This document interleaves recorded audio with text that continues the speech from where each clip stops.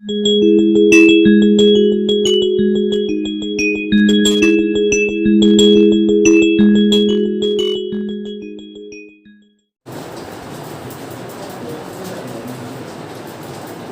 पहले सभी स्टूडेंट्स के लिए मैसेज यह है कि इंटीग्रेशन का जो लेक्चर हम अपलोड कर रहे थे उसको फिलहाल बंद कर दे रहे हैं। ठीक, तुम लोगों को वेक्टर स्टार्ट कर रहे हैं। बहुत सारे स्टूडेंट्स ऐसे थे जो अभी तक लेक्चर नहीं देखे थे। लेक्चर नहीं देखने के कारण आगे अब पढ़ाने में प्रॉब्लम हो रहा है।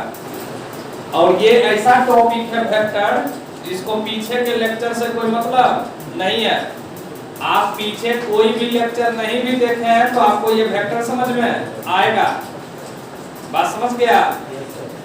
इसीलिए वेक्टर स्टार्ट कर रहे हैं। ये मत समझ लेना कि इंटीग्रेशन अब सर नहीं पढ़ाएंगे।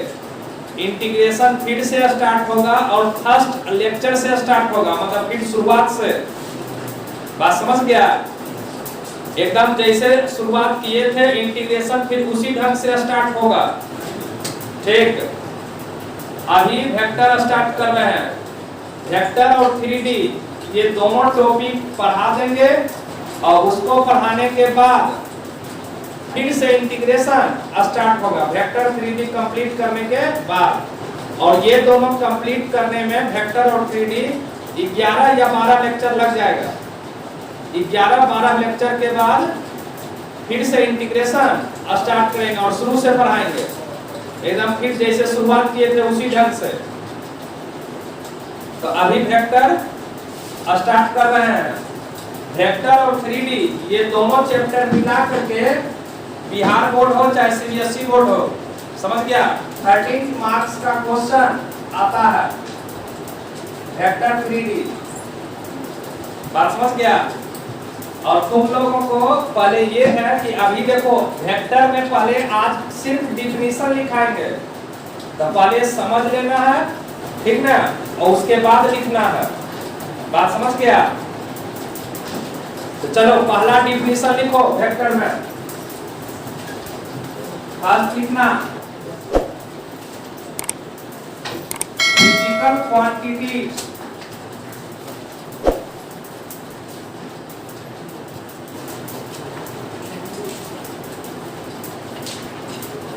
फिजिकल क्वांटिटीज किसको बोलते हैं? फिजिकल क्वांटिटीज को समझना। वैसा क्वांटिटी वह सभी क्वांटिटी जिसको आप मेजर कर सकते हैं, मतलब माप सकते हैं। समझ गया? वह सभी क्वांटिटी जिसको मापा जा सकता है वह क्या कहलाता है? फिजिकल क्वांटिटीज कहलाता है। लिख लो कि those quantity which can be measured, which can be measured are said to be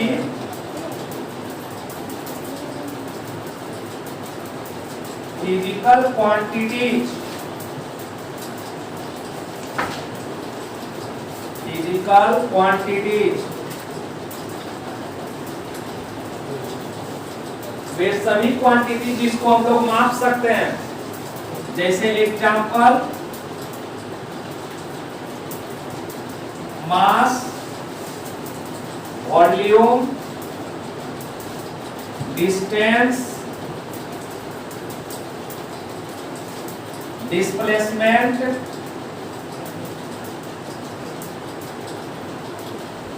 force, work done, heat, speed, velocity, ETC। बात समझ गया? यह सभी क्वांटिटी है जिसको मापा जा सकता है। वैसा क्वांटिटी जिसको हम लोग माप सकते हैं सभी क्या कहलाता है? फिजिकल क्वांटिटीज कहलाता है। सभी फिजिकल क्वांटिटीज को दो ग्रुप में बांटा गया है, all physical quantities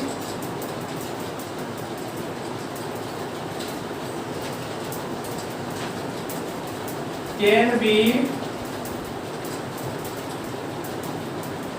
divided into two groups। सभी फिजिकल क्वांटिटीज को दो ग्रुप में बांटा गया है। पहला जो ग्रुप है उसका नाम है स्केलर क्वांटिटीज,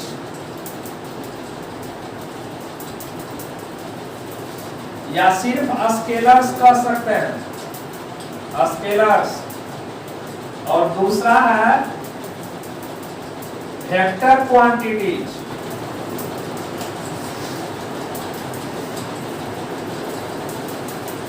जिसको आप सिर्फ वेक्टर्स कह सकते हैं।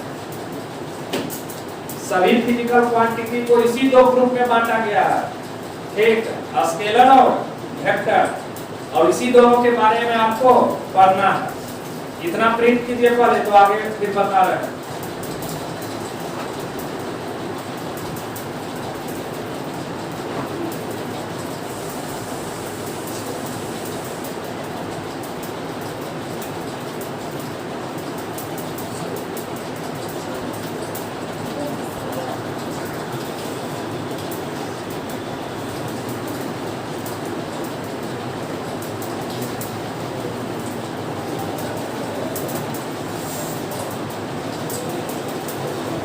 अब नीचे देखो, स्केलर का डेफिनेशन लिखो।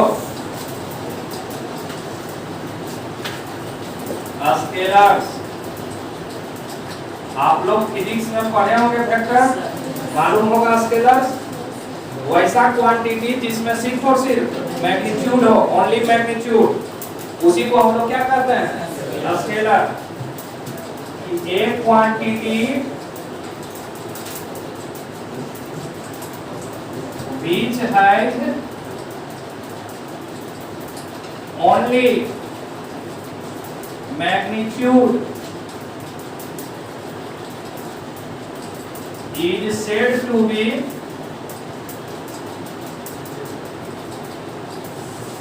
scalars। ये भी लिख सकते हो कि इसमें डायरेक्शन नहीं होता है, वही लिखना तो लिख सकते हो, which has only magnitude but does not possess direction is called scalars। इसका example mass, volume, temperature, distance, speed, work done, etc, ये सभी स्केलर्स है।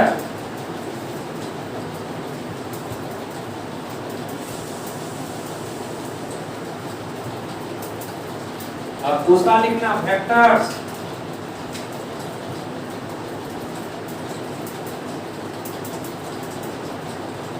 तो वेक्टर किसको कहते हैं, जिसमें मैग्नीट्यूड भी हो, डायरेक्शन भी हो, दोनों। एक quantity which have both of magnitude and direction, both of magnitude and direction is called, उसी को हम लोग बोलते हैं vector. And also follows vector addition law is called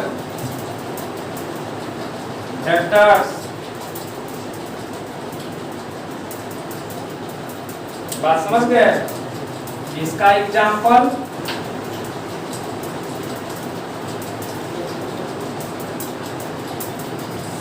velocity, displacement,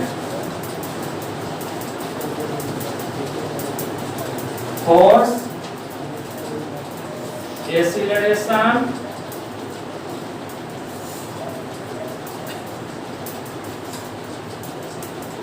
etc।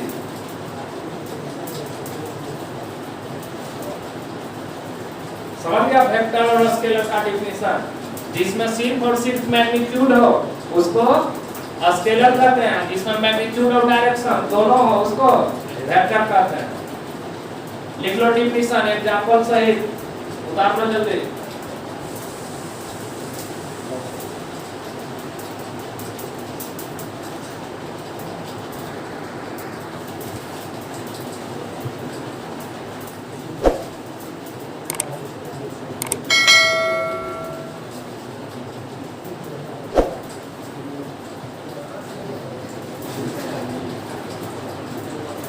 अब आप लोग बताइए, अभी तो डिफिनेशन पढ़ लिए स्केलर और वेक्टर।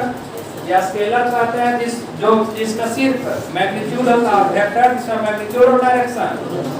तो बताइए मैग्नीट्यूड किसको बोलते हैं? पहले नोट्स में करके लिख लेना। पहला magnitude of a vector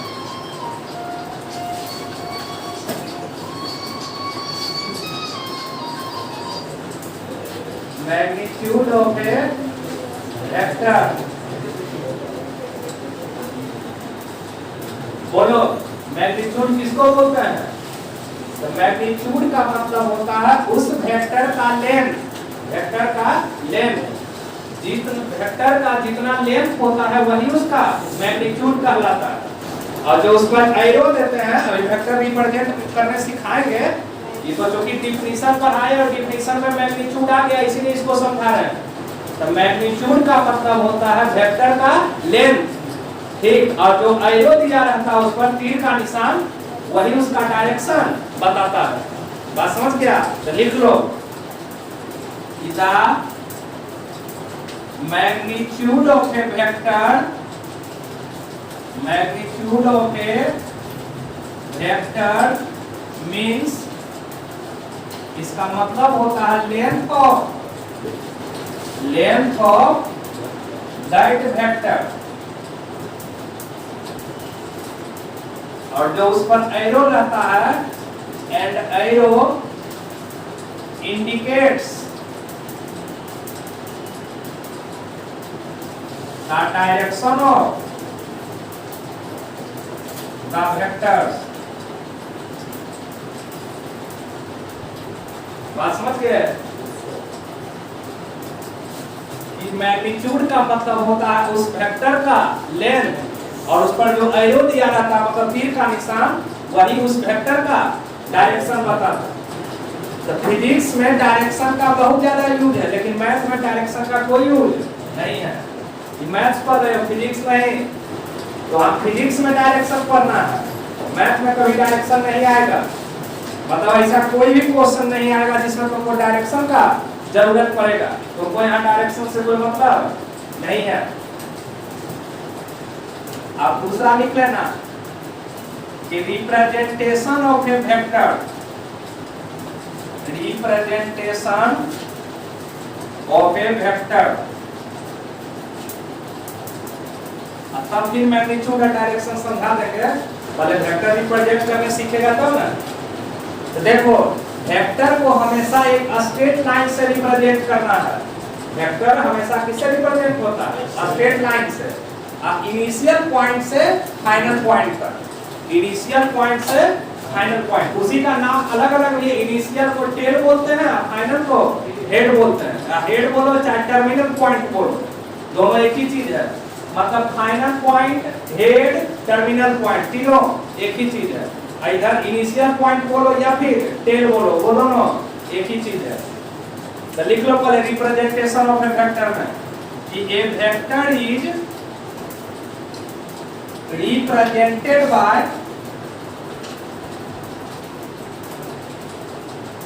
a directed line segment, distinguished by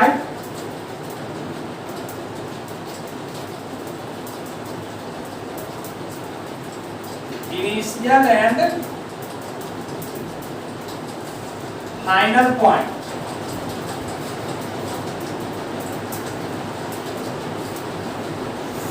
Initial and final point. बात समझ गए? ये vector is represented by A directed line segment, मतलब सीधा एक लाइन से रिप्रेजेंट करना है, ठीक ना? Distinguished by initial and final point, मतलब दोनों में डिफरेंस है इनिशियल और फाइनल पॉइंट में। अब अगला में लिख देते हैं तीसरा में इनिशियल एंड फाइनल पॉइंट।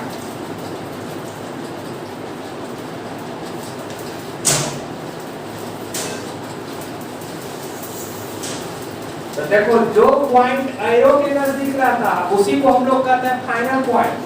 जो एरो के नजदीक रहता है उसको फाइनल पॉइंट, एरो जो बच जाएगा उसको इनिशियल पॉइंट कहते हैं।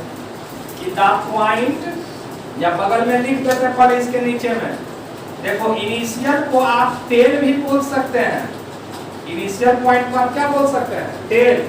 और इस फाइनल पॉइंट को हेड भी बोल सकते हैं, head of vector, head of vector, या टर्मिनल पॉइंट भी बोल सकते हैं, टर्मिनल पॉइंट, टर्मिनल पॉइंट,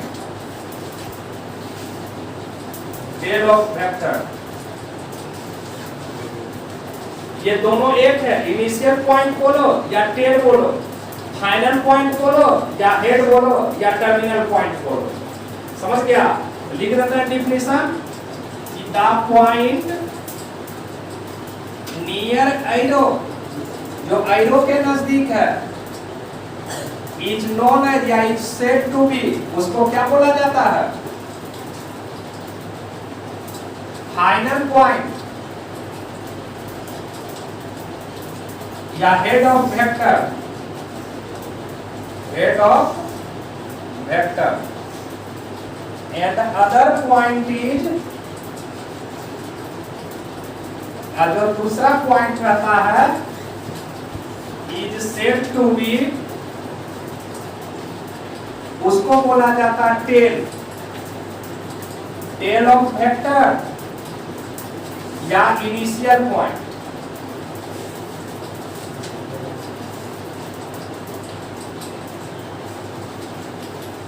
बात समझ गया सर?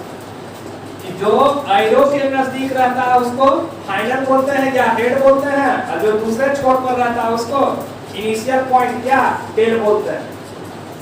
ठीक, अब फिगर से बना के वेक्टर रिप्रेजेंट करके समझाते हैं सब कुछ। और ये तीनों डिफिनेशन को उतार लो, मैग्नीट्यूड और डायरेक्शन, ये वेक्टर को रिप्रेजेंट कैसे करता है? हमेशा एक लाइन से, कर्व से नहीं। वेक्टर हमेशा एक स्ट्रेट लाइन के द्वारा रिप्रेजेंट होता है, वो भी इनिशियल पॉइंट से फाइनल पॉइंट। जो एरो के नजदीक रहता पॉइंट उसी को फाइनल पॉइंट कहते हैं, मतलब हेड, और जो दूसरे छोर पर रहता है उसको टेल बोलते हैं।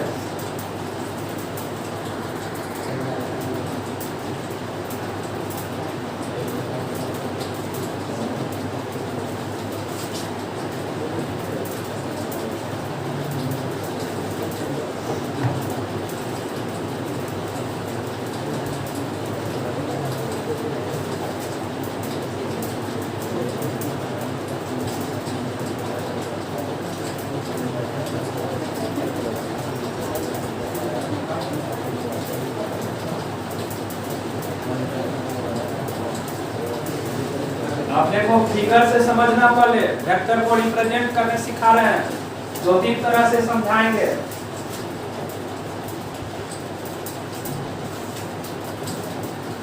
सबसे पहला देखो, पहले फिगर से ये ए और बी दे दिए, इसको इनिशियल पॉइंट इसका कौन कहलाएगा? ये ए, यही इसका है इनिशियल पॉइंट या टेल बोलो। टेल, और ये जो पॉइंट बी है यही इस वेक्टर का क्या है, फाइनल पॉइंट या हेड बोलो, फाइनल पॉइंट या इसी को हेड बोलेंगे या टर्मिनल पॉइंट जो बोलना। वेक्टर को लिखते कैसे, जो रिप्रेजेंटेशन समझाए, देखो एक लाइन सेगमेंट है, ये कहां से कहां तक है, ए से बी, इसको ऐसे लिखते हैं A B vector, initial point पहले और फाइनल पॉइंट बाद में। अब वेक्टर भी का सिंबल वैसे दिया हुआ, मतलब ए से बी तक है, ये ए बी वेक्टर। वैसे यहां देखो दूसरा फिगर, ये तो बोलो इसको कौन सा वेक्टर बोलेंगे, तो क्यूबी वेक्टर बोलेंगे इसको, क्यू से पी तक है, इसको बोलेंगे हम लोग क्यूबी वेक्टर। इसका इनिशियल पॉइंट क्यू है और फाइनल पॉइंट पी है। इनिशियल पॉइंट ये है क्यू और फाइनल पॉइंट पी है। ये वेक्टर समझ गया? या जनरली ऐसे भी वेक्टर को देखो लिख के हम समझा देते हैं कि ऐसे लिख दिए कहे कि मान लो ये वेक्टर ए है, ऐसे भी लिखते हैं वेक्टर को, एक लाइन दे दी उस पर एरो दे दिया, बोले वेक्टर ए है, वेक्टर बी है, वेक्टर सी है, कुछ भी मान लेते हैं। अब समझना दूसरा, इसका मैग्नीट्यूड, जैसे यही देखो ये ए बी वेक्टर है ना, ए बी वेक्टर, तो इस ए बी वेक्टर के मैग्नीट्यूड को मॉडुलस से रिप्रेजेंट करते हैं। मैग्नीट्यूड को किससे रिप्रेजेंट करते हैं, मॉडुलस से। इसके मैग्नीट्यूड को ऐसे लिखते हैं, देखो ए बी वेक्टर, इसका मैग्नीट्यूड ऐसे, ये जो सिंबल दिया हुआ है इसका मतलब इस ए बी वेक्टर का क्या है, मैग्नीट्यूड है। अब मैग्नीट्यूड का मतलब समझाए थे क्या, इस वेक्टर का लेंथ, लंबाई कहां से कहां तक है इस वेक्टर का लेंथ, पॉइंट ए से पॉइंट, मतलब ये ए बी ऐसे लिखते हैं इक्वल टू ए बी। याद करना 10th में या 11th में डिस्टेंस फॉर्मूला पढ़ता था, पॉइंट ए से बी तक का डिस्टेंस बताना है, पॉइंट ए से बी तक का डिस्टेंस, बोलो इसको ए बी लिखता था कि ना, बी से सी तक का डिस्टेंस निकालना है, इसको बी सी लिखता था। वही ये ए बी वेक्टर है, इस ए बी वेक्टर का मैग्नीट्यूड का मतलब हुआ इस वेक्टर का लेंथ, ठीक। तो लेंथ को रिप्रेजेंट किससे करते हैं, मैग्नीट्यूड को, मॉडुलस से। यही मॉडुलस उसके मैग्नीट्यूड को रिप्रेजेंट करता है, और किसके बराबर होगा उसका मैग्नीट्यूड, इसका लेंथ कितना है, तो लेंथ मतलब है डिस्टेंस कहां से कहां तक, ए से बी, उसको ए बी लिखेंगे। यार दूसरा में आ जाओ, इस फिगर में इसका मैग्नीट्यूड यहां लिख भी देते हैं पहले कि magnitude of A B vector, magnitude of A B vector, इसी को ऐसे रिप्रेजेंट करते हैं मॉडुलस के द्वारा, और लिखते हैं ये ए बी। बात समझ गया? अब यहां पर अब इसमें बोलो ये कौन सा वेक्टर है, ये क्यूबी वेक्टर है। बात समझ गया? यहां लिख देते हैं ये ए बी वेक्टर है। बोलो इस वेक्टर का magnitude, the magnitude of Q B vector, magnitude of Q B vector, इसको किससे रिप्रेजेंट करोगे, मॉडुलस के द्वारा। मैग्नीट्यूड को हमेशा मॉडुलस से रिप्रेजेंट करते हैं। अब बताओ किसके बराबर होगा इसका मैग्नीट्यूड, तो कहां से कहोगे, क्यू से बी तक का लेंथ, मतलब क्यू पी। आप देखो डिस्टेंस है तो आप ए बी लिखो चाहे बी ए लिखो, उसमें अंतर वेक्टर में नहीं लिख सकते हैं। वेक्टर में ए बी वेक्टर और बी ए वेक्टर दोनों इक्वल में है, लेकिन डिस्टेंस ए बी डिस्टेंस बोलो चाहे बी ए डिस्टेंस बोलो क्या है, इक्वल है। तो उसी प्रकार से यहाँ क्यू पी लिखे चाहे पी क्यू लिखे, डिस्टेंस क्या होगा, सेम होगा, लेकिन वेक्टर से नहीं, डायरेक्शन उल्टा हो जाएगा। पी क्यू का डायरेक्शन अलग होगा और क्यू पी का डायरेक्शन अलग होगा वेक्टर में। या इसी में देखो ये वेक्टर ए है, इसके मैग्नीट्यूड को किससे रिप्रेजेंट करेंगे, वेक्टर ए का मैग्नीट्यूड कैसे लिखेंगे, देखो पहले मॉडुलस लगा दिए वेक्टर ए, और सिर्फ ऐसे लिख देते हैं ए। यही हुआ मैग्नीट्यूड लिखने का तरीका, या तो मोड लिखो या वेक्टर ए का मैग्नीट्यूड है सिर्फ ए लिख देंगे, वेक्टर बी का मैग्नीट्यूड ओनली बी लिख देंगे। बात समझ गया? Initial point final point vector जो रिप्रेजेंट कर रहे हैं उसका मैग्नीट्यूड सब समझ गया। चलो फिगर उतारो पहले सब।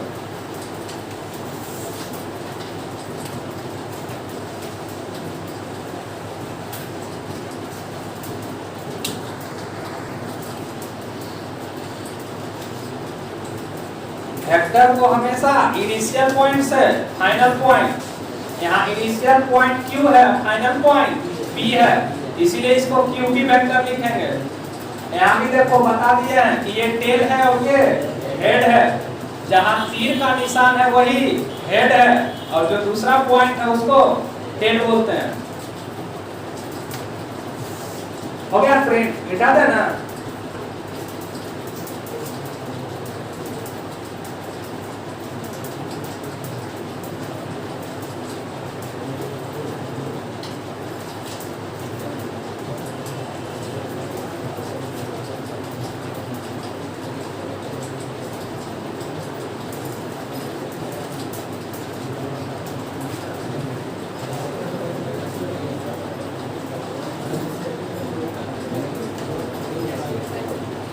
अब देखो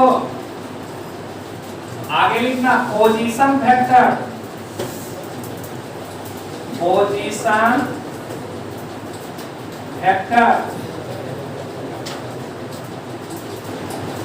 ठीक, तो समझना पोजीशन वेक्टर किसको बोलते हैं। पोजीशन वेक्टर सबसे पहले पोजीशन वेक्टर आप लोग भी मोबाइल में लोकेशन सर्च करते होंगे ना, जहां पर रहते हैं उसी के रिस्पेक्ट में बताता है कि अब नॉर्थ जाना है कि साउथ जाना है। वही पोजीशन जो होता है हमेशा किसी के रिस्पेक्ट में बताया जाता है। पोजीशन किसी के रिस्पेक्ट में, जैसे अभी तुम लोग का पोजीशन इस क्लासरूम के रिस्पेक्ट में बता सकते हैं कि हाँ ये यहाँ बैठा हुआ वो स्टूडेंट वहाँ बैठा हुआ, इस क्लासरूम के रिस्पेक्ट में उसको डिफाइन कर सकते हैं। वही है, यहाँ समझना पहले कोऑर्डिनेट ज्योमेट्री पढ़ा है ना, ये x axis origin y axis, ये मान लो कोई पॉइंट P है, इस पॉइंट P का पोजीशन, पॉइंट P का पोजीशन हम ओरिजिन के रिस्पेक्ट में पूछ रहे हैं। किसका पोजीशन पूछे हैं? P का, किसके रिस्पेक्ट में? तो पहले ओरिजिन से उस पॉइंट को मिला दो, ओरिजिन से पहले उस पॉइंट को क्या करेंगे? मिला देंगे। एरो दे दो जहां पर पॉइंट है, किस पॉइंट का पोजीशन है? P, P पर एरो दे दीजिए। यही जो वेक्टर बना, कौन वेक्टर ही बना बताओ, क्या बोलेंगे इसको? OP vector.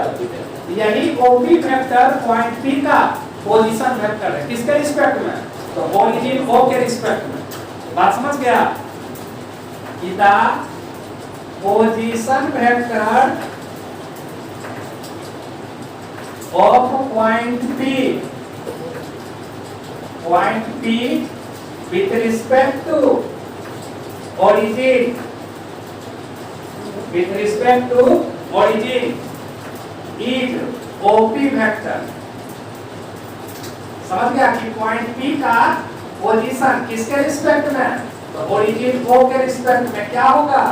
तो OP वेक्टर होगा।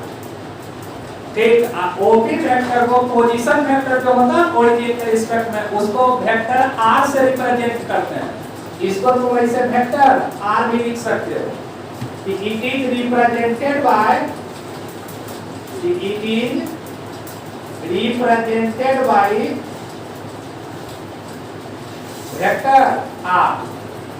मतलब ये OP वेक्टर लिखो या वेक्टर R लिखो, बात क्या है?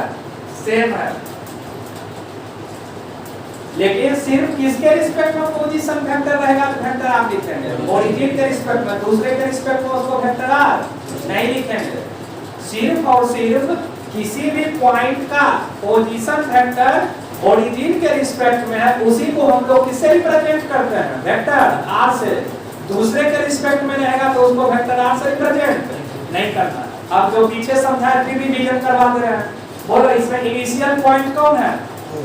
OP वेक्टर में इनिशियल पॉइंट O है, फाइनल पॉइंट P है। इसका मैग्नीट्यूड यदि हम पूछें तो क्या होगा इसका मैग्नीट्यूड? OP, ओरिजिन से उस पॉइंट P का डिस्टेंस, लेंथ। नेक्स्ट में और मैग्नीट्यूड को किससे रिप्रेजेंट करते हैं?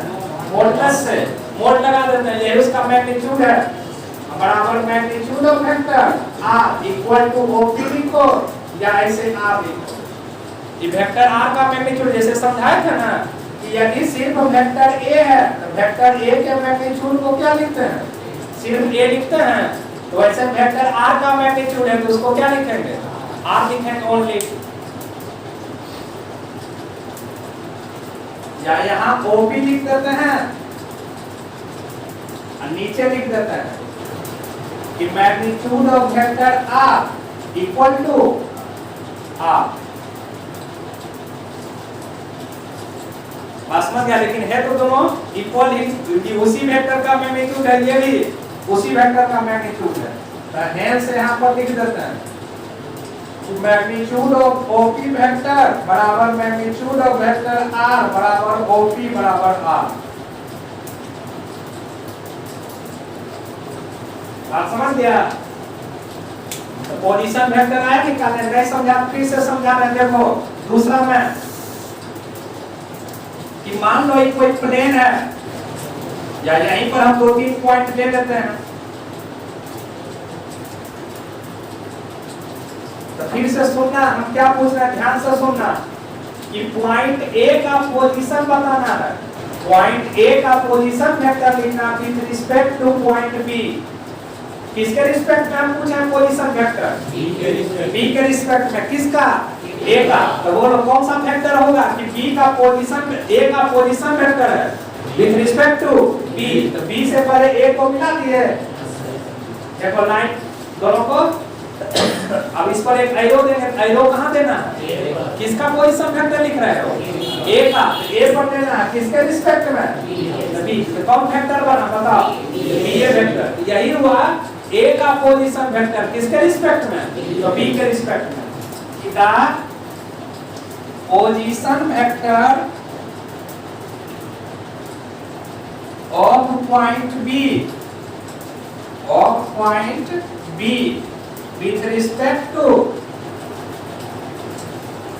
sorry, of point A with respect to point B is equal to क्या बोलेंगे, ये BA वेक्टर, BA वेक्टर कि A का पोजीशन वेक्टर है किसके रिस्पेक्ट में, तो B के रिस्पेक्ट में। तो क्या हो गया, BA वेक्टर। उसी प्रकार से दूसरा CD भी लिख सकते हैं कि यदि मान लो यहाँ पॉइंट हम C मान लिए, सपोर्ट करो, ठीक। बोलो B का पोजीशन वेक्टर किस पॉइंट का पूछे हैं, B का। किसके रिस्पेक्ट में, C के रिस्पेक्ट में। बोलो क्या करोगे, पहले C से B को मिला देंगे और एक को एरो दे देंगे यहाँ पर। कौन वेक्टर होगा, ये CV वेक्टर। और यही CV वेक्टर क्या है, तो B का पोजीशन वेक्टर है किसके रिस्पेक्ट में, तो C के रिस्पेक्ट में। The position vector of point B with respect to point C equal to क्या हो जाएगा, तो CV वेक्टर। लेकिन इस सभी वेक्टर को हम वेक्टर R से रिप्रेजेंट नहीं करेंगे, इस दोनों को हम वेक्टर R नहीं लिख सकते हैं। वेक्टर R सिर्फ किसको रिप्रेजेंट करता है, जिसका पोजीशन वेक्टर किसके रिस्पेक्ट में निकालते हैं, ओरिजिन के रिस्पेक्ट में।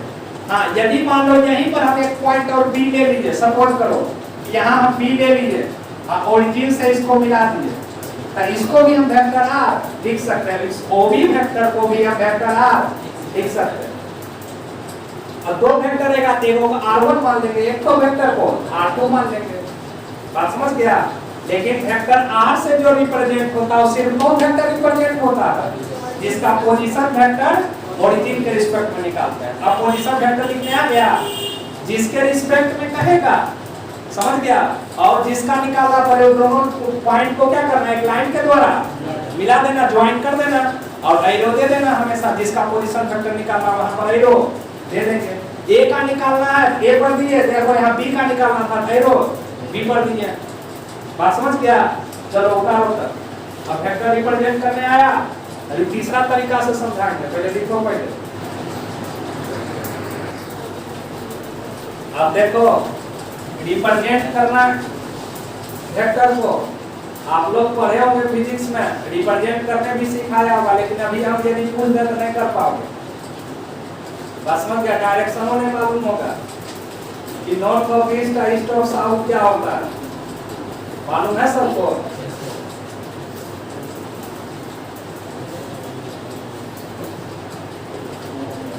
हो गया ट्रेन।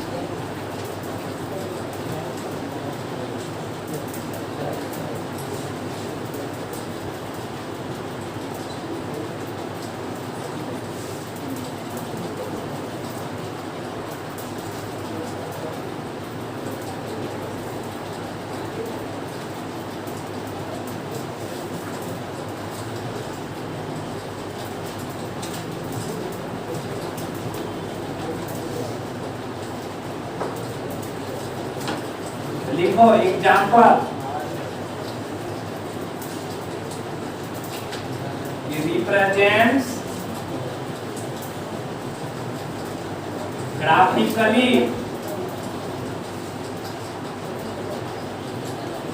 ए डिस्प्लेसमेंट ऑफ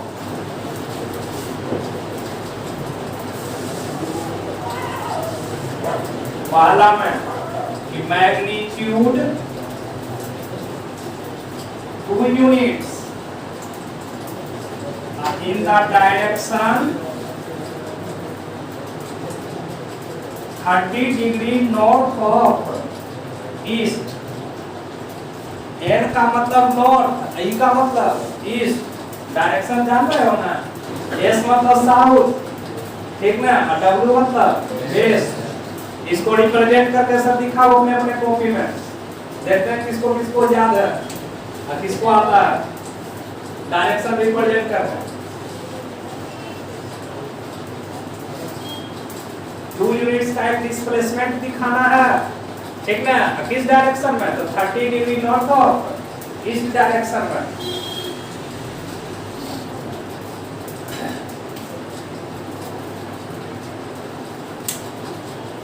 इसी से पता चल जाएगा कि आप लोग चोरी करके वोट पास कीजिएगा कि अपने टैलेंट पर से वोट पास कीजिएगा।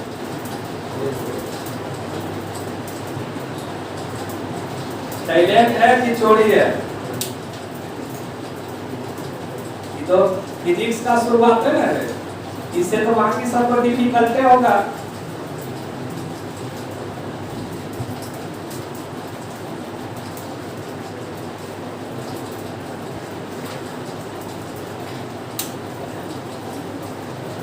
नहीं जाता कि कैसे रिप्रेजेंट करते हैं।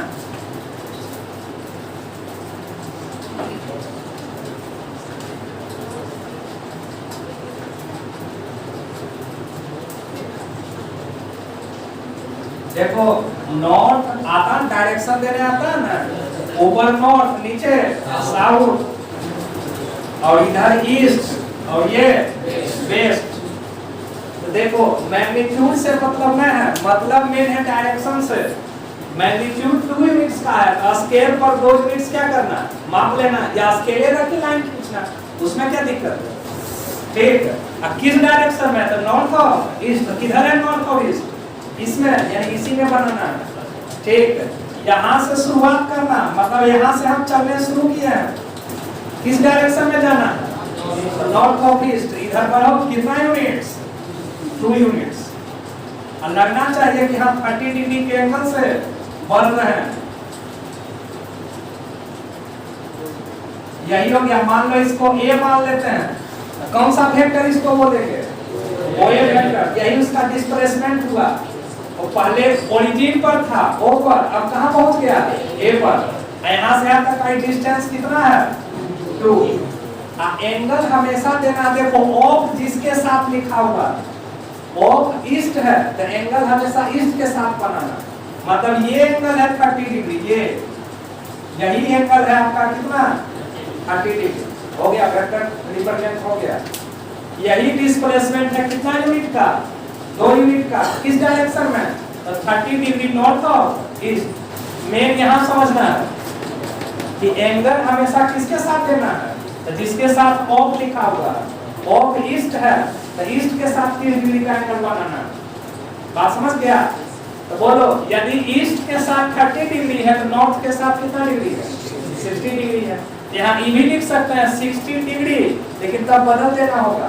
क्या बदलना होगा? ईस्ट ऑफ नॉर्थ लिखना होगा। ईस्ट ऑफ नॉर्थ 60 डिग्री लिखेंगे, क्या लिखेंगे? East of north.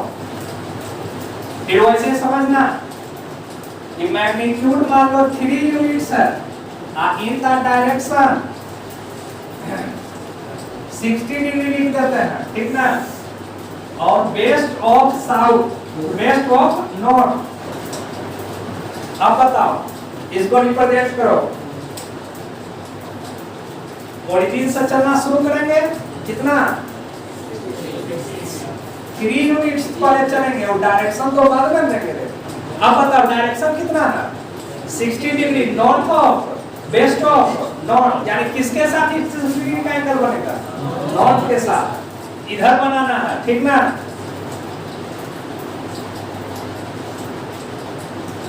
यही मान लो ये बी मान लिए 3 यूनिट्स और ये एंगल है तुम्हारा कितना डिग्री?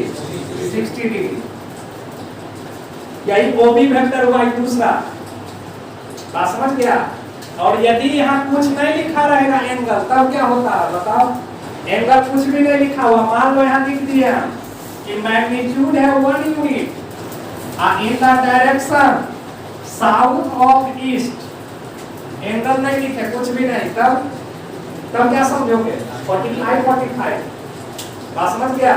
मतलब 45 डिग्री का एंगल साउथ के साथ भी है, 45 डिग्री का एंगल कुछ भी नहीं लिखा हुआ, इसका मतलब 45 डिग्री लिखा हुआ।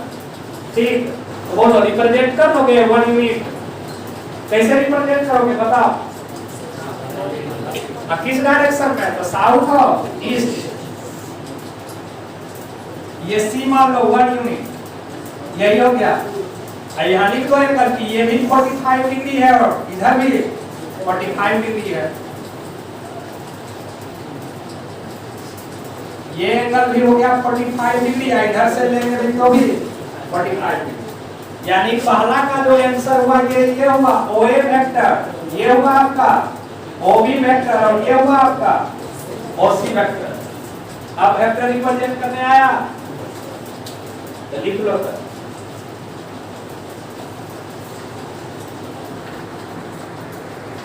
याद है ना?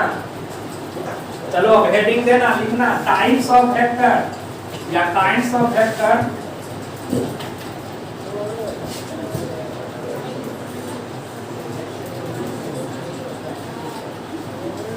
वेक्टर का प्रकार समझा रहे हैं, वेक्टर को रिप्रेजेंट करने समझाइए दिए।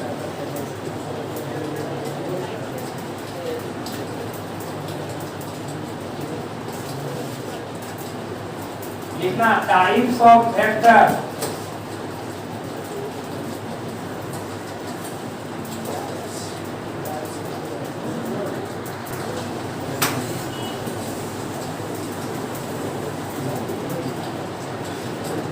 Types of vector. पहला यूनिट वेक्टर, यूनिट वेक्टर। बोलो जानते हो तुम सब यूनिट वेक्टर? किसको बोलते हैं यूनिट वेक्टर? वन हो, इतने जानता है। और डायरेक्शन किधर होगा यूनिट वेक्टर का? वेक्टर यूनिट वेक्टर का जब वेक्टर है तो डायरेक्शन तो होगा ना, ऐसा तो नहीं कि डायरेक्शन में होगा, तो किधर होगा? तो सबसे पहले ये बताओ कि किसी भी वेक्टर का यूनिट वेक्टर निकालते कैसे हैं? किसी भी वेक्टर का यूनिट वेक्टर कैसे निकालते हैं? उस वेक्टर में उसके मैग्नीट्यूड से डिवाइड कर देते हैं, भागा देते हैं। वेक्टर में उसके मैग्नीट्यूड से डिवाइड कर देते हैं। बात समझ गया? अब आप लोग पढ़े होंगे, देखो जैसे वेक्टर ए है, इसके यूनिट वेक्टर को कैसे निकालते हैं? तो इसमें इसके मैग्नीट्यूड से डिवाइड कर देते हैं। डिवाइड कर रहे थे एक तरह से मल्टीप्लाई ही है। इसको आप ऐसे भी लिख सकते हो 1 बटे magnitude of vector A into vector. क्या ऐसे लिखने से कोई दिक्कत?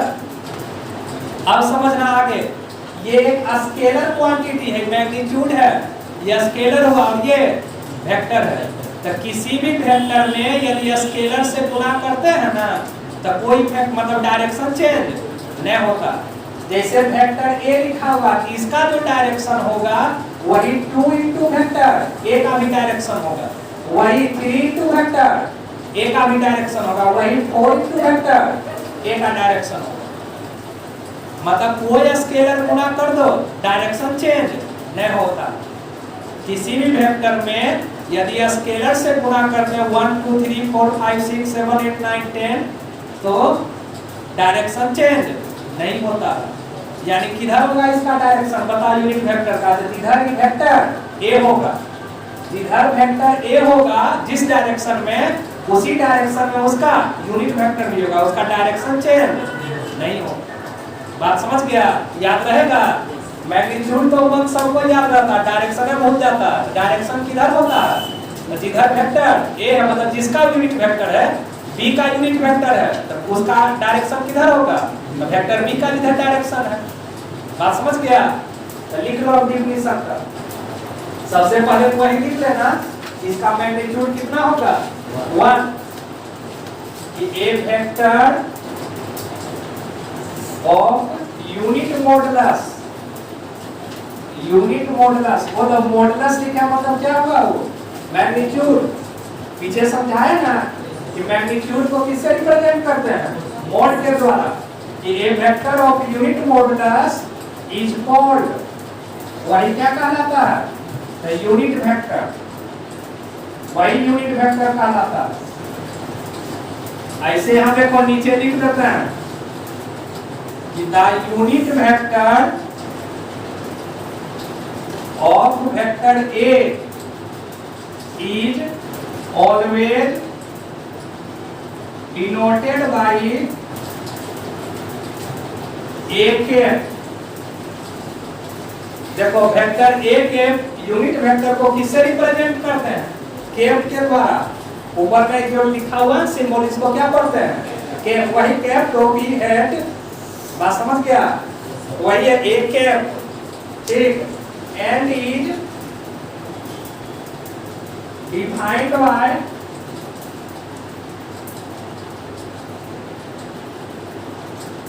देखो यहां लिख देते हैं ए कैप बराबर वेक्टर ए और बटे magnitude of vector A. A cap बराबर कितना होगा, वेक्टर ए और बटे मैग्नीट्यूड ऑफ वेक्टर ए, कि वेक्टर ए में उसके मैग्नीट्यूड से डिवाइड कर दो। बात समझ गया सब। अब अगला पॉइंट में लिख लेना कि the magnitude of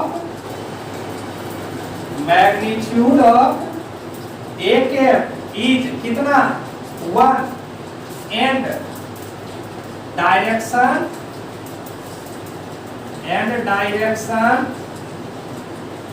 along vector A. अब याद रहेगा ना कि ए कैप का मैग्नीट्यूड कितना है 1 है, और डायरेक्शन वेक्टर ए के ही along होगा, मतलब जिधर वेक्टर ए का डायरेक्शन है उधर ए कैप का भी डायरेक्शन होगा। बात समझ गया, चलो उतारो, प्रिंट करो, मिटा देना।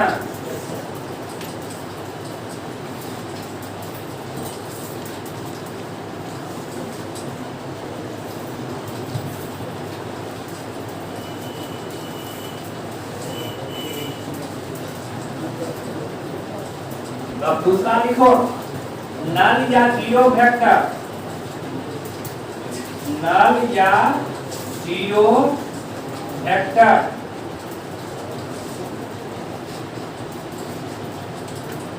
एक, बोलो नाम से ही पता चल रहा नल या जीरो वेक्टर मतलब इसका मैग्नीट्यूड जीरो होगा।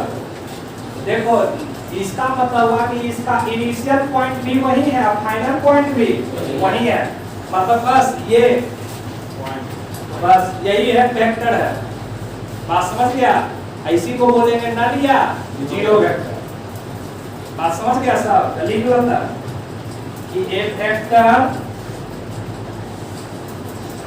whose initial and final points are one-sided जिसका इनिशियल और कौन साइड मतलब समझ रहा है, एक ही जगह है, इज कॉल्ड नल या जीरो वेक्टर।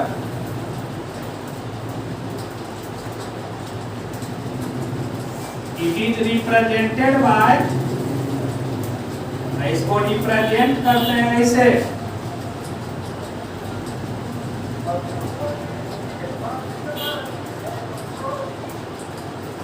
देखो जीरो लिख के थोड़ा सा उसको याद कर देना, मतलब पेन 3-4 बार उस पर चला देना, बच्चा करता था नर्सरी में, याद है, एक लिख के उस पर अपना घसते रहना, वही काम करना है। जीरो लिख के 3-4 बार घस देना उस पर, फिर थोड़ा सा डार्क हो जाए, और नोट में लिख लेना कि इसका मैग्नीट्यूड कितना होता है। हाँ, डायरेक्शन को हम डिफाइन नहीं कर सकते हैं, the magnitude of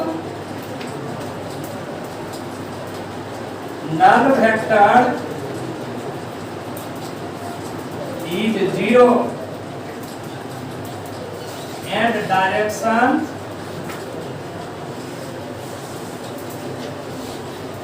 cannot be determined।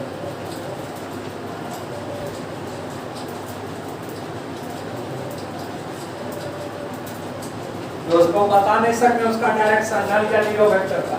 हाँ, एक स्पेशल केस में देखो डायरेक्शन होता है, लेकिन एक स्पेशल केस में बस जब घूम के सर्कल बनाते हैं ना, तब जब घूम के सर्कल बनाएंगे तब डायरेक्शन होगा उसका टेंजेंट, तो उतना में इसमें यूज नहीं होता, फिजिक्सों में यूज नहीं होता होगा।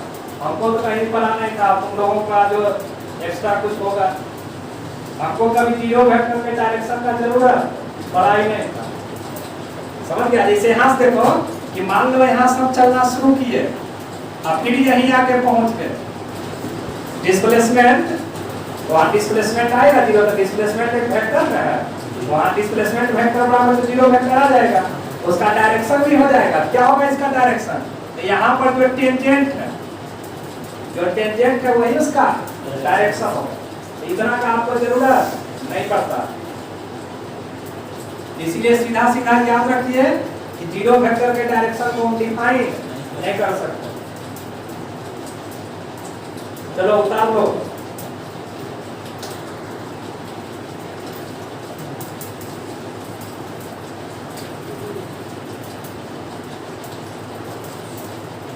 खाली मैग्नीट्यूड याद रखना कि नल या जीरो वेक्टर का मैग्नीट्यूड जीरो होता है। हो गया, कर दिया प्रिंट, बेटा दें। तीसरा लिखना निगेटिव ऑफ ए वेक्टर,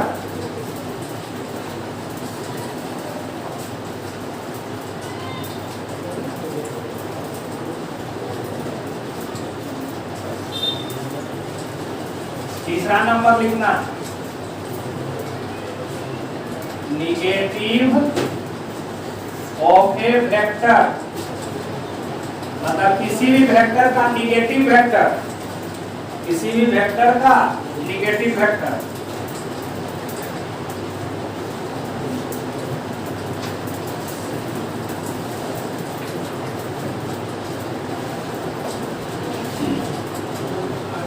देखो a vector which has the same magnitude या इक्वल भी लिख सकते हो, same magnitude as vector a, but लेकिन अपोजिट इन डायरेक्शन है, but opposite in direction is called, उसी को बोला जाता है negative of vector A.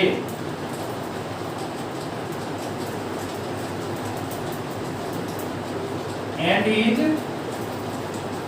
denoted by, इसको डिनोट करते हैं, ऐसे लिख देते हैं माइनस वेक्टर ए। किसी भी वेक्टर का निगेटिव वेक्टर, अभी किसका निगेटिव वेक्टर समझा रहे हैं, वेक्टर ए का, तो देखो उसका मैग्नीट्यूड वही रहेगा जो ए का मैग्नीट्यूड है, सिर्फ क्या बदलेगा डायरेक्शन, डायरेक्शन भी कैसे, तो जस्ट अपोजिट, ठीक उल्टा कर देना, समझ गया। इनएक्टिव डायरेक्शन रहेगा ईस्ट, तो कर देंगे नॉर्थ। ईस्ट है तो कहाँ जाएगा? वेस्ट में। एग्जाम्पल से आप फिगर से समझा देते हैं कि मान लो ये वेक्टर ए है, ये वेक्टर ए है, इसका निगेटिव वेक्टर कैसे लिखेंगे बताओ? ठीक मैग्नीट्यूड तो इतना ही रखना जितना है, खाली डायरेक्शन अपोजिट कर देना ऐसे, यही हो जाएगा माइनस वेक्टर ए। बात समझ गया? या इधर देखो कि ये वेक्टर बी है, तो इसका निगेटिव वेक्टर, तो मैग्नीट्यूड उतना ही, खाली डायरेक्शन को क्या कर देना? अपोजिट। यही हो गया माइनस वेक्टर। तो इसका जरूरत नहीं है, अब जो समझाएंगे वो जरूरत है। देखो ये बताना ये कौन सा वेक्टर है, कौन वेक्टर इसको लिखेंगे? A B vector. तो इसका जो निगेटिव वेक्टर होगा वो कौन होगा? बी ए वेक्टर हो जाएगा। ये इसको कौन सा वेक्टर कहेंगे बताओ? बी ए वेक्टर, यही उसका निगेटिव वेक्टर है। कैसे लिखेगा इसको बताओ?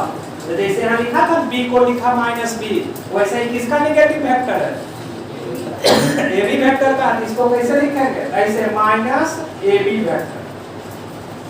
बात समझा? नहीं समझा तो फिर से समझना, दोबारा समझा। बोलो ये कौन सा वेक्टर है? क्यूबी वेक्टर है। इसका निगेटिव वेक्टर पीक्यू वेक्टर हो जाएगा। ऐसे यही हो गया आपका, ये पी है और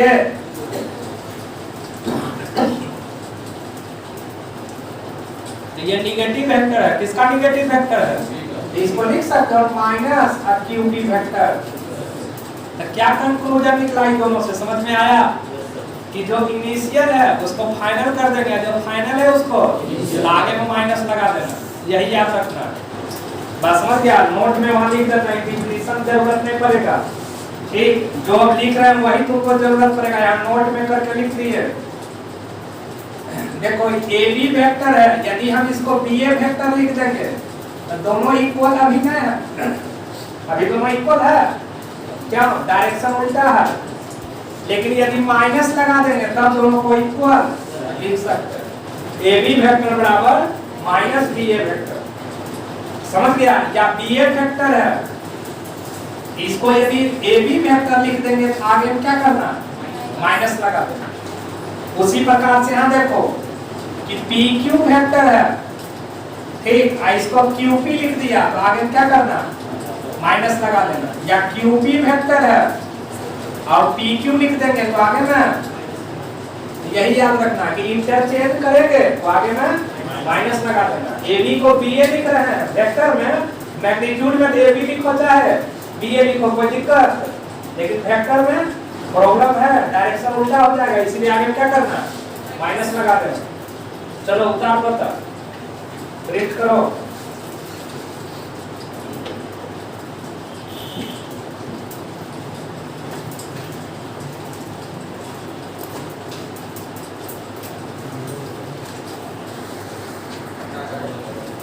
हो गया प्रिंट? मिटा देना। Yes sir.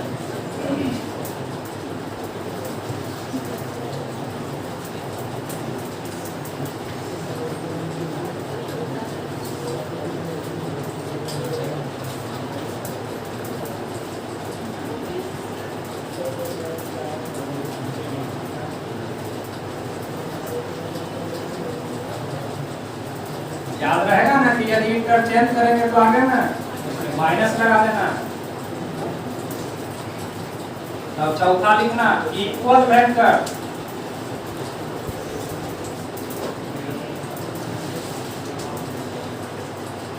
इक्वल वेक्टर, तो दो वेक्टर को इक्वल वेक्टर कहेंगे, मतलब बराबर, यदि उसका मैग्नीट्यूड भी सेम हो, डायरेक्शन भी, मतलब डायरेक्शन भी दोनों का एक ही तरह रहना चाहिए और मैग्नीट्यूड भी दोनों का इक्वल।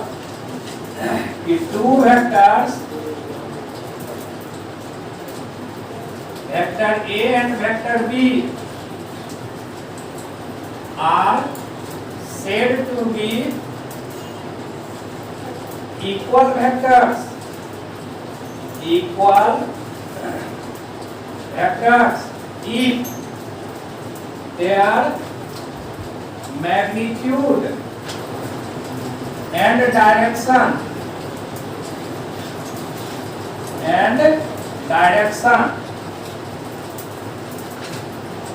are same।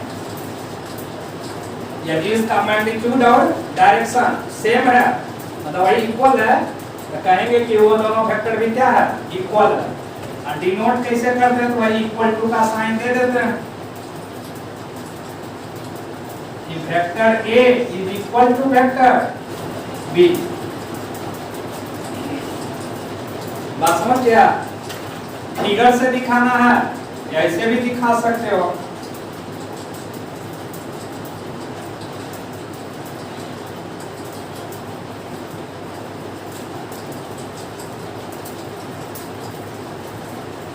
देखो यहाँ दोनों वेक्टर का मैग्नीट्यूड और डायरेक्शन दोनों सेम है ना, लिख देंगे vector A equal to vector, इन्हें का ना सर ऊपर नीचे। देखो आप लोग पढ़े हैं तो मालूम होगा कि मान लो ये पेन को एक वेक्टर मान लो, 26 का डायरेक्शन हो गया है लो, ठीक। ये पेन है ना यहाँ, अब इसको उठा के आप आगे ट्रांसलेट कर दो, रख दो, या इस पेन को यहाँ से उठा के ऊपर रख दो, या इस पेन को यहाँ से उठा के, क्या चेंज होता है? कुछ भी चेंज नहीं होता। ये दोनों डायरेक्शन सेम ही है, मैग्नीट्यूड को देखने में लग रहा है कि सेम है। किसी भी वेक्टर को हम ट्रांसलेट करते हैं तो उससे उस पर कोई इफेक्ट, मैग्नीट्यूड भी वही, डायरेक्शन भी वही। ट्रांसलेट मतलब समझ रहे हो ना, खाली उठा के आगे पीछे ऊपर नीचे करना है, रोटेट नहीं करना है। रोटेट करेंगे तो फिर भी डायरेक्शन बदल जाएगा। खाली ट्रांसलेट करना है, यहाँ से उठा के आगे कर देंगे, या इसको यहाँ से उठा के ऊपर रख दिए, या ऐसे है ना पेन, इसको उठा के नीचे कर दिए, उससे कोई दिक्कत नहीं है। लिख लो सब, प्रिंट करो जल्दी।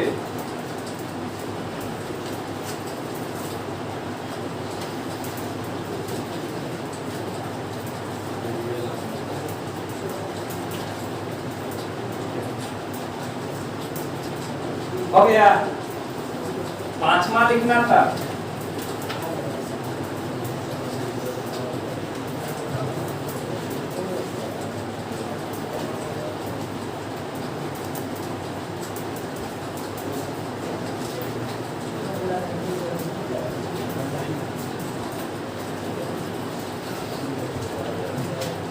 लिखना पांचवा, पैरेलल वेक्टर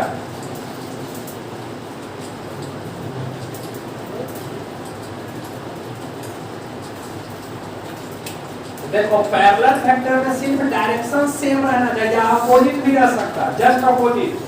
सेम डायरेक्शन भी रह सकता है, उसके जस्ट अपोजिट डायरेक्शन भी, उसी को पैरेलल वेक्टर बोलते हैं। बात समझ गए इस ढंग से, ठीक। पैरेलल का मतलब देखो, जनरली आप लोग पढ़े ज्योमेट्री में 7th क्लास से पढ़ते आ रहे हैं पैरेलल लाइंस, मतलब दोनों लाइन के बीच का डिफरेंस हमेशा क्या होना चाहिए, सेम होना चाहिए। जैसे ही देखो ये हमेशा क्या होना चाहिए, सेम होना चाहिए, ठीक। उसी को पैरेलल कहते हैं। तो यहाँ पैरेलल वेक्टर में डायरेक्शन सेम भी हो सकता है और डायरेक्शन जस्ट अपोजिट भी हो सकता है, ठीक। तो पहले वो तो हम लिखाएंगे, लेकिन जनरली डेफिनेशन यही लिखा रहता है कि दो वेक्टर को पैरेलल वेक्टर कहते हैं यदि दोनों वेक्टर का डायरेक्शन सेम हो। फिर नीचे हम फिर से लिख देंगे कि टू और more vectors are said to be parallel vectors if they have same direction। ये उसका डायरेक्शन क्या होना चाहिए, सेम होना चाहिए। यहाँ देखो हम लिख देते हैं कि parallel vectors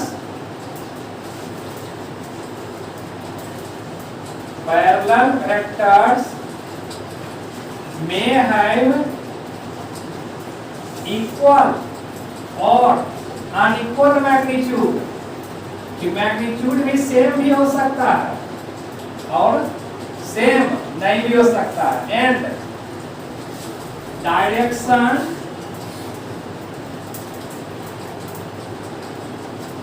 may have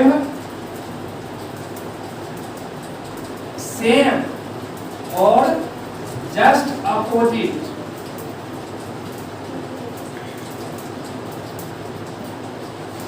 magnitude तो सेम हो भी सकता, सेम मतलब जो इक्वल इससे पहले पढ़ाए थे ना, इक्वल फैक्टर को आप पैरेलल फैक्टर बोल सकते हैं, इक्वल फैक्टर को भी हम पैरेलल फैक्टर बोल सकते हैं, लेकिन सभी पैरेलल फैक्टर को हम इक्वल फैक्टर, क्योंकि पैरेलल में मैग्नीट्यूड अलग भी हो सकता है, मैग्नीट्यूड सेम भी हो सकता है, मैग्नीट्यूड अलग भी हो सकता है।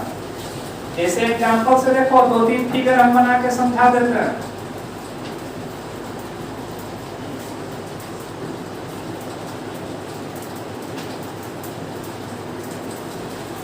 इसमें देखो दोनों बात है, मैग्नीट्यूड भी सेम है, डायरेक्शन भी सेम है, इसको इक्वल भी बोल सकते हैं, पैरेलल भी बोल सकते हैं। लेकिन देखना दूसरा,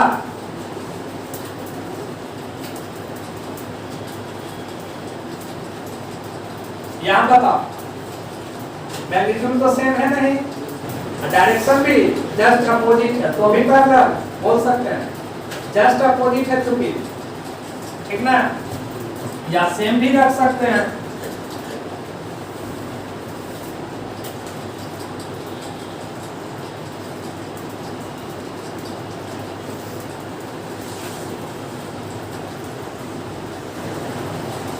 वहां देखो डायरेक्शन सेम है लेकिन मैग्नीट्यूड अलग अलग है, तो सब पैरेलल वेक्टर है। फिगर से कोई मतलब, मैंने आपको पहले बोला मैथ में कई डायरेक्शन आएगा ही नहीं, डायरेक्शन से कोई मतलब, आपको बस खाली यही याद रखना है कि पैरेलल है तो मैग्नीट्यूड सेम भी हो सकता है, मैग्नीट्यूड सेम नहीं भी हो सकता, डायरेक्शन मैथ में कहीं आता ही नहीं है। उतार लो जल्दी, और वही इसको भी अलग अलग कर देता है, तो जिसका डायरेक्शन सेम रहता है उसको लाइक वेक्टर कहते हैं, जिसका डायरेक्शन अपोजिट रहता है उसको अनलाइक वेक्टर कहते हैं। मैथ में यही अलग अलग हो जाता है। तो अगला लिखा देते हैं लाइक और अनलाइक वेक्टर, और इसको प्रिंट कर लो, उतार लो, तब लाइक और अनलाइक समझा देते हैं।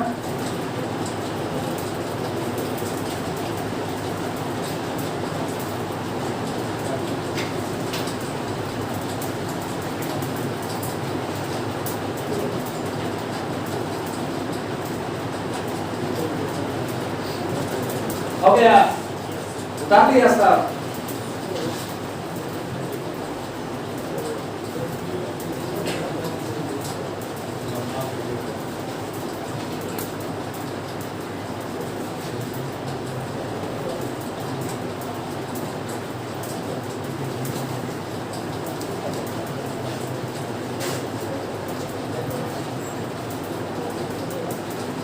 लिख लो 6 नंबर को, like and unlike vectors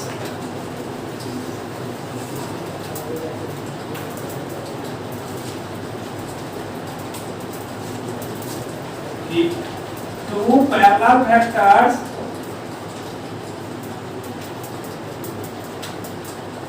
if two parallel vectors having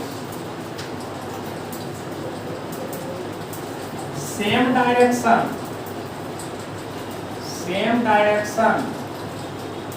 is called like vectors, like vectors।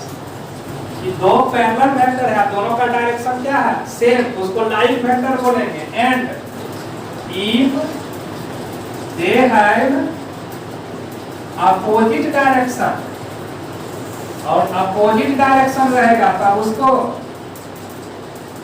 Is called, वो अनलाइक वेक्टर कहलाता है, अनलाइक वेक्टर।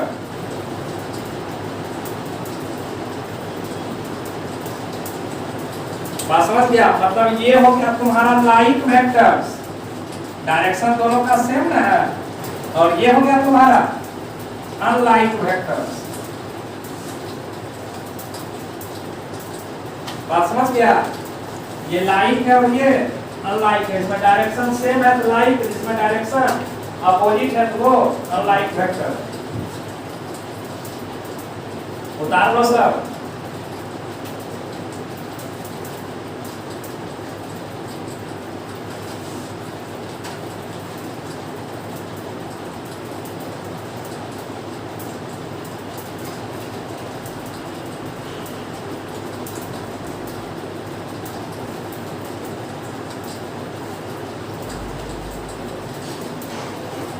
हो गया आपने समझ गया?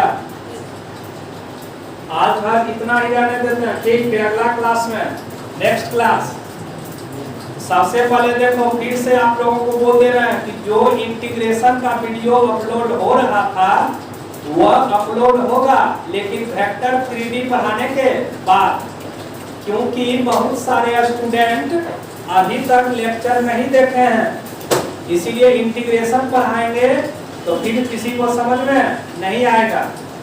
तो वही इतना दिन जितना जब तक वेक्टर 3D चलेगा तब तक आपको पीछे भी देख लेना है। वेक्टर 3D तो पढ़ना ही है, और पीछे जो आप नहीं पढ़े डिफरेंशिएशन या inverse trigonometric function, application of derivative, ये आपको देख लेना। दो चैप्टर तो एकदम कंपलसरी है, इनवर्स और डिफरेंशिएशन, ये दोनों तो एकदम कंप्लीट करके रखना, तभी इंटीग्रेशन समझ में आएगा। इनवर्स ट्रिग्नोमेट्रिक फंक्शन और डिफरेंशिएशन, डिफरेंशिएशन का 12 लेक्चर है और इनवर्स ट्रिग्नोमेट्रिक फंक्शन का 5 या 6 लेक्चर है। समझ गया? ये 18 लेक्चर आपको हर हाल में कंप्लीट कर लेना है। कब तक?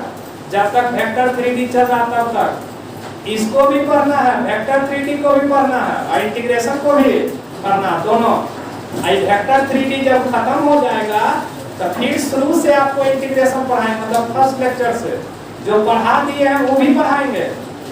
बात समझ गया? एकदम शुरू से वेक्टर 3D कंप्लीट करने के बाद। बात समझ गया सर? अभी आपको पीछे भी पढ़ना है और इसको करंट वाला भी पढ़ना, वेक्टर 3D भी, दोनों। मतलब 2 वीडियो आपको प्रत्येक दिन देखना होगा, एक वेक्टर के लिए 3D के लिए और एक पीछे जो आप नहीं कंप्लीट किए उसके लिए। बात समझ गया सर?